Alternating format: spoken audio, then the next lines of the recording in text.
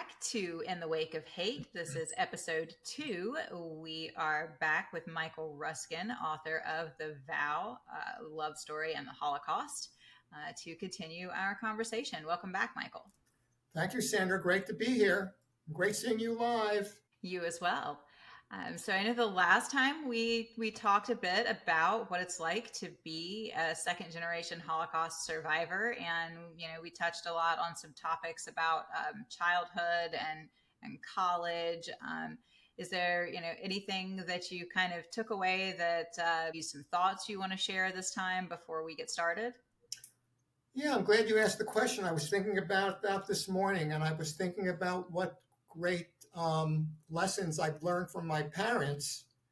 And I would say the two big ones was resilience, having faith. A third one would be the answers are within all of us. And I think I learned that because, and I felt that they didn't provide me with, now this is going to sound very, very contradictory. They came on very strong as far as control, and they weren't very responsive when it came to letting me be who I want to be or who I am. And so because they projected that kind of energy about they're always right and they're very critical, I realized as I got older that they pushed me to realize that the answers were all within myself, but that's not what their intention was. So that's how I figured that out. So, and of course, there's no instruction manual. Being a parent, they did the best they could, but because of their way of treating me as my opinion didn't matter, that I realized as I got older, they pushed me in a situation where I realized that the answers and my happiness comes from within myself. And it was because of the way they raised me that what brought me to this day of knowing the answers are within me. So it's a very interesting insight to what I gained over the years. So That's beautiful. And absolutely, there is no manual for raising kids. yeah. And I think that we all try to do our best, but sometimes that lens that we're looking through of what is best can be really skewed by experience. And I think that's one of the biggest important factors in having these conversations with second generation survivors is that, their parents quite often were doing what they thought was best and often safest for their children. And they were not able to see it through any other lens than the incredible challenges that they had survived. And I think that it's amazing that you've been able to take that, what some people would look at of being a negative experience or not necessarily, the best way, and find the silver lining and the way to turn it into something that was better for you, and how it had an outcome that's actually been impactful and beneficial for you. So that is absolutely amazing. Well, it's one of the benefits of getting older and getting wiser with age. Obviously, I didn't think like this when I was 10 years old. It took time, but I realized now at this age, they pushed me in that direction. And now I'm realizing that it's all within myself to be happy. And that's what I'm trying to project to my audience too, that the answers are all within ourselves. Absolutely. Well, and I think, from reading your book, that kind of brings to mind for me that for your parents during their experience of surviving, the answers were also within them. And I think that that's an experience that all Holocaust survivors have shared, universally across things that I have read and watched, is that their strength, the things that they found to get them through, and the answers that they found during those incredibly difficult times were by going inward and looking to themselves, and their faith, and really looking for those answers somewhere beyond what was placed in front of them. So I think that's an absolutely beautiful legacy to have, and to be able to take it and embrace it for yourself and for your own growth, and being able to share it with others, hopefully for their own personal growth. Right. Well, I mean, one of the key points is that they had faith and they had a compelling future, knowing that they were going to be together again. In many instances, what I try to envision is when I want something, I believe it's already there. So when I'm in gratitude to God, I already tell him, thank you for bringing me this prosperity that, that isn't there now, but I believe that it's already there. But that's what you got to feel. You got to feel like there's a future there and it's going to happen, just believing that God's going to bring you into that realization. So, Oh, absolutely. Gratitude is such a powerful yeah, tool, yeah. both from the perspective of feeling gratitude for things that you don't yet have, enabling the universe to kind of send those things to you. And also from the perspective of taking those times to reflect and experience gratitude for the things that sometimes we don't recognize we do have. And I think that on both sides of the coin, gratitude is just such a powerful, powerful tool, and force for good as well.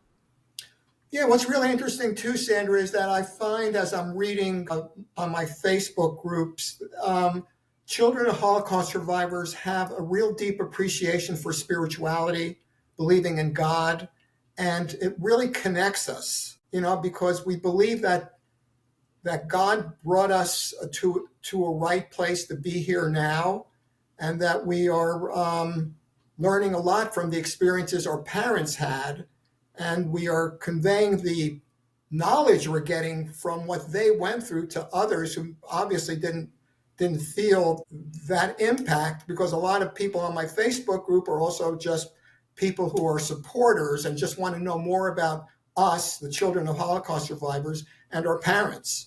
And so it gives us a great opportunity to really express ourselves to a wide audience, to what it was like being raised by parents like ours. And so I'm very blessed to be here and trying to keep this alive for all of us. So. Absolutely. And I think that sharing those things is very powerful. And I think it can give other people a perspective that allows them to kind of adjust their own life path as well. Right, right. So while we're talking about life paths and perspectives being adjusted, one of the things that we didn't really get to dig into in our last conversation was your experience of being able to discover the actual story. I know we talked about the fact that you knew your parents were Holocaust survivors, but that it wasn't something that they had talked much about, and you discovered their story only after their passing.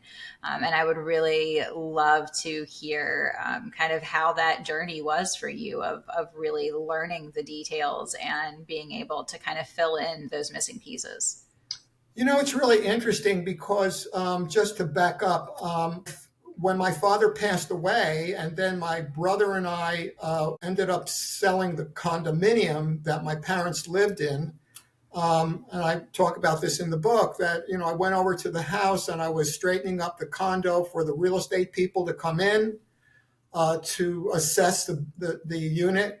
And while I was cleaning up his and putting things away in his bedroom, I found that document in his night table, which was a document that were testimonies that they gave to the doctors and the attorneys as the legal team was petitioning the German courts in Munich, Germany, for reparations for the loss of my sister and my family. It was only after my father's death that I find this folder, which I found to be quite interesting. Obviously, if he stayed alive, I didn't know what I found in that folder that night. I mean, I didn't know anything that was going on until I started reading what happened to them. The loss of my sister, my father being a Dachau, the things that happened to my parents. That became the nucleus of my book back in 93, but it was years later before I decided I wanted to write about the book, because I just didn't have it within me to do that. Plus, my brother was still alive. And then when he passed away in 2007, 2008, that time period, I realized I was the last surviving member of my immediate family. I had to tell their story because I wanted people to know what happened to them. It was an incredible, incredible story that I think people would really resonate with. But it was interesting that it was my father. It was almost as if my father left that for me to find. I'm just realizing that now. It was only through his death that it was only 2 weeks later that I found those documents in his night table.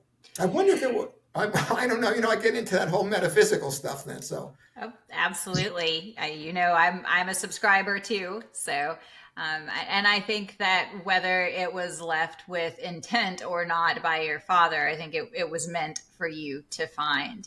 yeah, Did it give you some sense of better understanding, or some sense of kind of peace with things, to be able to understand better and actually know what they went through?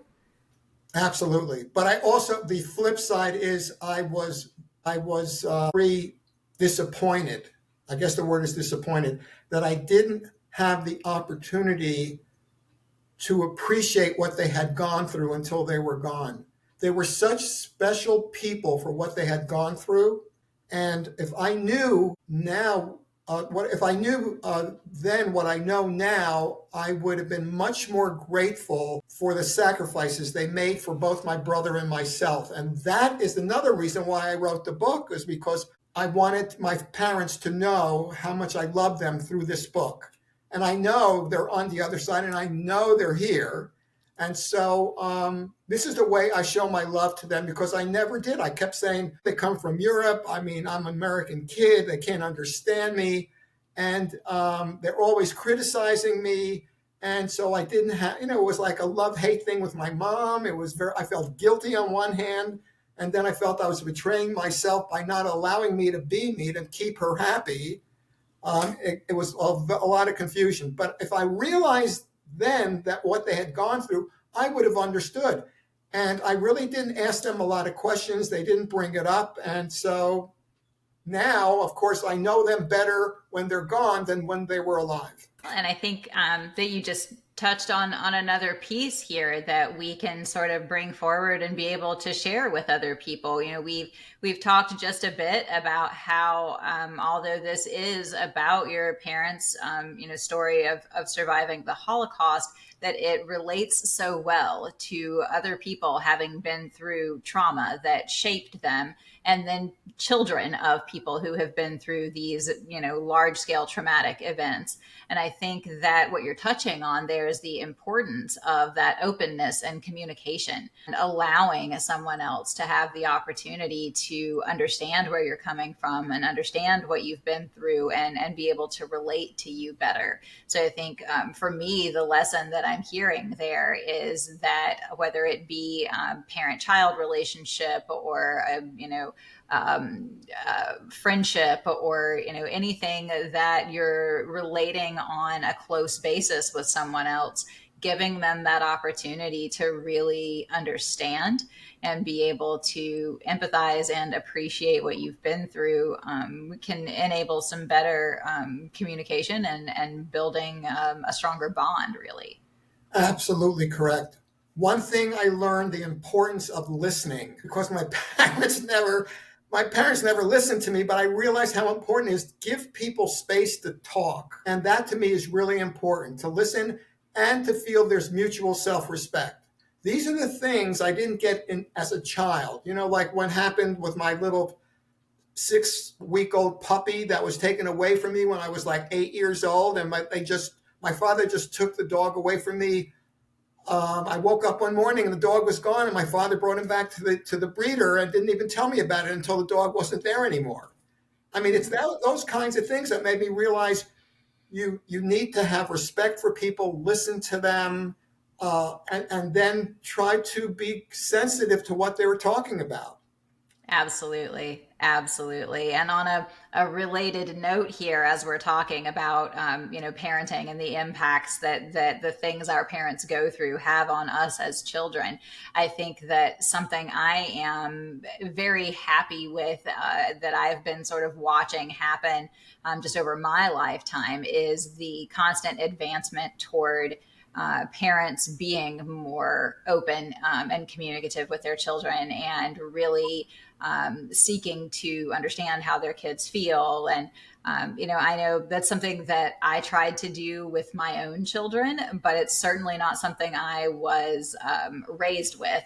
So it was a conflict for me, because even in beginning to try to do that, to try to understand and allow them to have that autonomy and, make decisions and share their emotions. It was tough for me because I felt like maybe I wasn't doing it right because, my parents didn't raise me that way. We didn't have the open communication. And I think that now we're seeing in this current generation of parents a normalization of that. They're moving toward wanting to make it normal and kind of the standard to allow your child to express their emotions and to try to understand what the child is experiencing and to communicate with your child so they understand what you are experiencing as an adult as well. And I feel like that is such a huge step for humanity, really, to be moving forward and treating children like humans, like you said, to acknowledge that, even as a child, you're an individual person and that you need to be able to have that expression and you need to be able to feel heard and understood. And I think that that comes full circle back to kind of that aspect of everyone having the right to be heard and understood, and the importance of sharing these stories for people to really be able to empathize and embrace those things. What's really interesting, Sandra, is that, I meet a lot of people who have small children, and these little kids that are coming onto the planet right now, very mature. They become adults at the age of 3. I mean, they talk to their parents like they're adults. So they're coming on with this wisdom that I don't think we had. It's amazing. I meet with these little kids and they just talk to me like they're an adult. And it blows my mind because they're so mature and they really understand, and they talk to their parents like they're equals. Mm-hmm. And we're talking about 5-year-old kids. Absolutely, absolutely, and I think that that's a shift, really, in how humanity is progressing. But I think it also is a huge credit to this newest generation of parents Yeah. in allowing those things and fostering them from a very early age. When I know my parents and likely your parents were sort of dismissive of that age when they're babies and toddlers. There's not really an attempt for communication and sharing. It's just kind of, they're a small person that can't do anything yet, and we don't put that effort into it. And I think it's being done differently now, and we're seeing that in these kids that are able to communicate. And really, it's a demonstration that kids do at that early age have the capacity to feel and communicate and understand and express their needs. And again, right back to our topic, it makes it even more important to understand these ripple effects of what someone going through tragic events like this does to a family, to children, to, kind of the entire, wave that goes out from them and connections of, friends and community. So it's really important to understand how those things are impactful. And of course, children are going to be the closest connection that have the most impact. Yeah. It's really interesting because when I was younger, I don't have any children, but now I love being around these kids because they're so interesting to talk to. When I was younger, like a screaming kid going down the aisle in a supermarket, I said, thank God I don't have children, because you could hear them screaming 3 aisles away. And now, I mean, I want to be around them because they teach us things too. And we have to understand they come onto the planet. They're teaching us stuff that past generation didn't have. So when I met with my rabbi a couple of weeks ago, I said, I wish I would have had a child. So he says to me, make everybody your child. Everybody you meet should be your child. And it made me feel better. So I'm looking as the children of the world to be, I'm the father, like I want to be around them. So it's really good stuff. Absolutely. And I think that's a fantastic mindset. Yeah. And particularly with, kind of your mission to be able to spread this messaging.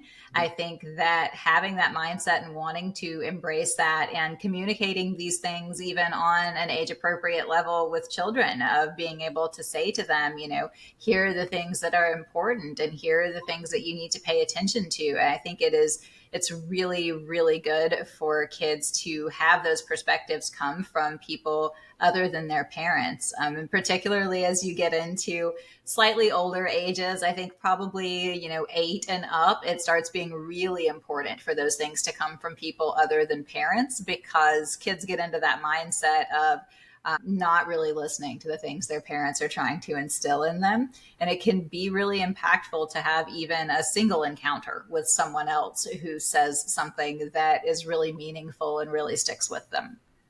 Right. I'm now a big brother to an autistic child. He's 17 years old, a single mother, and I've been with him now over a year.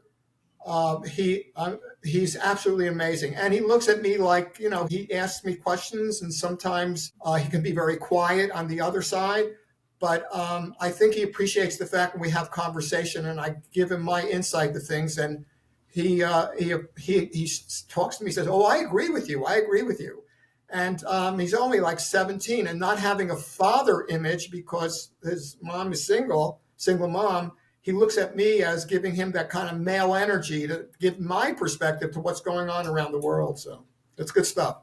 It's amazing. And I absolutely love that this is, where your journey has led, because I know that you and I have talked previously about the fact that some of your experience and growing up the way that you did is the reason that you didn't really embrace having major relationships or choosing to have children. And I think it's really beautiful that the journey has now led you full circle to wanting to make sure that you are able to have a positive impact on the next generation. It's really amazing. When I was younger, I would say children make it harder for the relationship to work. It distracts you from the relationship, and I couldn't have been more wrong. I think children can bring you even closer. But back then I said, if I ever get married, I don't want any kids, no kids, because then it's going to take away. And probably that some of that is coming from being selfish or wanting more attention. You just want it to be, I just want to be me and the woman and not have any distractions. But I realize how important it is to have children. And the fact is, the generations, like past generations, are not having a lot of kids anymore, at least not here in this country. Right. And I Yeah. think so. I And think, I think it's somewhat global as well. yeah, I've read some things that it's become more of a global issue than was even yeah, expected, and I think there are a lot of different factors to that. But I think one of those is that awareness of wanting to be healthy and in the right position to be bringing children in the world, and knowing that you are a person to be, contributing to the next generation. And I think that there are a lot of people out there who are trying to make the decision from a really good place, that maybe they aren't in the right place in their life, that's or true. maybe they aren't in the right place financially to be able to raise a child what they see as being Yeah, properly. that's true. And I think from what you're saying there, it kind of made me reflect a little on some of the things you've said about your relationship with your parents. I think it makes total sense that as a young adult, you would have wanted to have full attention from someone and feel very important to someone, just kind of as a knee jerk, if you will, from not being heard and understood as a child. That's true. So it 100% makes sense that that would have been your outlook on a relationship, and probably on a deeper level that you would have been hesitant about being a parent, having had the example and experience that you had with your parents being well-meaning and very driven, but also not feeling very positive about the way that they treated you as a child, would obviously make someone be a little hesitant as to whether they were going to be able to do better than that, if you will. Yeah, my perspective now is like 180 degrees different because back then I didn't. Now it's like, what a blessing to have a child. I remember my mother said to me when I was getting a little bit older and she was getting a little bit nervous about whether I was going to get married or not. She would say, you don't know love until you have a child. And then she said to me, she said, when you have a child, God could take me to heaven. In other words, she believed that once I got married and had a family, she fulfilled her role as a mother. And until that happened, she believed that she did not fulfill her role as a mom until I got married and until I had a child. And she never saw it. But that's how much she was so wrapped up in me having a child to give her a feeling of she accomplished what she came here to do, is to be a mom. So, but it's okay. We're here. Well, you know that I agree with your perspective that both of your parents are still around and able to see the things that you're doing and bringing their legacy to the world, and not just their story but also the things that people can learn from that. So I'm sure that she sees you embracing now interacting with children and wanting to share those things. Now, what a education for me to have written this book and to realize the lessons my parents were teaching me at the time I did not know. Insights that I got from writing the book and living the words that I speak. It's changed my whole life. And I guess I'm just one of those late bloomers. I didn't learn this until I got into my 70s, but it's okay. It's all right. Hey, I think life is just a constant journey of growth, and I think that we all feel like at each phase that we've come, so far from the last phase. Yeah. I think that every new growth perspective makes us feel like we were slightly lost and confused before. Yeah, that's right. But we're in a good place. I mean, you got to go through that journey to get where you are today. So turned out pretty good. Absolutely, absolutely. And I think the other important piece there is being able to embrace and enjoy the journey. Correct. I think that if we get too caught into the constant growth and what's next and how do I improve, then we can miss the beauty of really enjoying the process of learning and growing. Couldn't agree with you more, Sam. Couldn't agree with you more. It was wonderful. So, we've touched a bit on the process here of, kind of finding out what happened with your parents and growing through writing the book. What do you feel like, aside from sharing this, what do you feel like is sort of the next phase for you?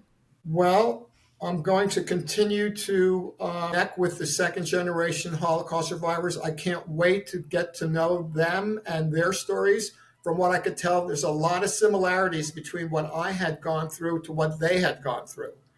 And we support each other. And there is a feeling of comfort there to know that you're not doing this alone, and your past has a lot of connection with one another, and it's a feeling of connection that I normally would not be feeling.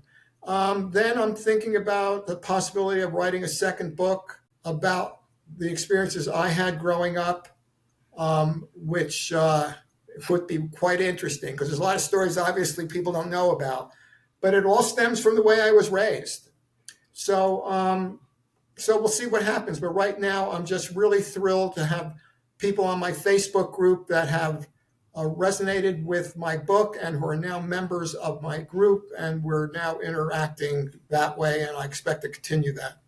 Fantastic. And I'm really enjoying watching all of the bonds that are being built there in the second generation Facebook group, which for anyone who's interested is a Silent Legacy. And we will have that link in the show notes. And it does seem to be really healing and helpful for a lot of people to kind of share their story, both of their family's survival and their own experiences with growing up, and being able to find other people who've had such a similar experience and be able to feel kind of seen and heard on a level that I think you wouldn't get otherwise. Right. I agree with you. Yeah. Well, I have absolutely, as always, enjoyed this conversation, and I look forward to having you back. We're going to do one more episode with you to kind of talk about our plans moving forward from here.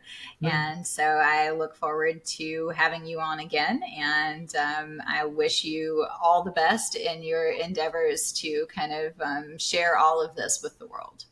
Thanks a lot, Sandra. Glad to be here and glad to be having this conversation. Looking forward to the next one.